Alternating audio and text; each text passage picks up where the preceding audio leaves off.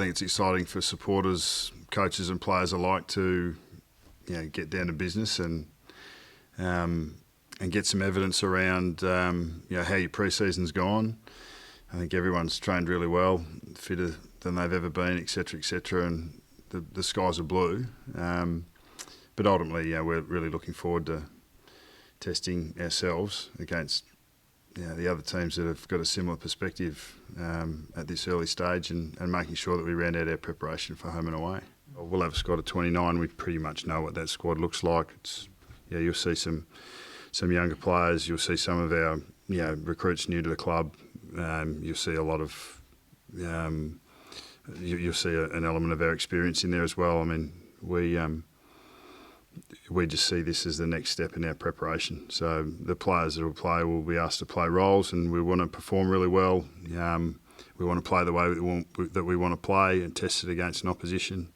They're the main things that we want to get out of the weekend. There won't be any resting on laurels because boys understand their performances will count towards securing a position in the first 22 through those early home and away games, and that possession's 9/10. The development in a steel side bottom in the last couple of years has been huge. Brent McCaffrey himself, with a couple of knee operations, ACLs, and not actually having played that much footy, but to see the development of the leader and the impact that he has on his teammates is huge.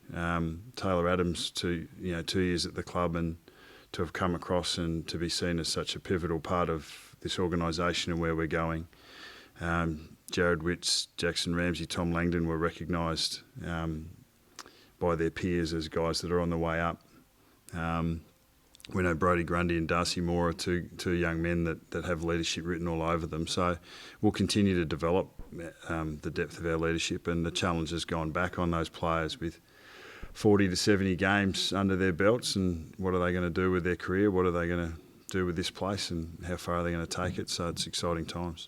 No, we didn't think there was any physical drop-off last year. It was just we weren't good enough to be able to win those close games when they were there to be won. But I think to be able to take that next step, you need to have fallen over at that hurdle to understand what it takes. You look at Hawthorn now; they've gone through that journey. Geelong, before they had their run, went through that journey. Fremantle and Sydney, those four are legitimate, have been top four sides for a long time. Even when you go through with a new group of players, with a fresher group of players, and trying to regenerate a successful period, you have to go through those where you take 2 steps forward, 1 step back, and when you might skin your knee and fall over and not quite get there. And I think that calluses the mind, it calluses the body and the heart in some degree to be able to be ready for your next challenge. And I'd like to think that that's the position we're in at the moment. It's not easy. It's not guaranteed, and you still need to do the work. But I've got no doubt that the experiences of the last 24 months for this playing group will hold them in good stead. But as a footy club, we're really focused on just making sure we do the little things right, continuing to improve in our processes day by day, and the results will invariably come. Looking back, we've gone along a journey that we're in the midst of at the moment, but we're really confident in our prospects going forward.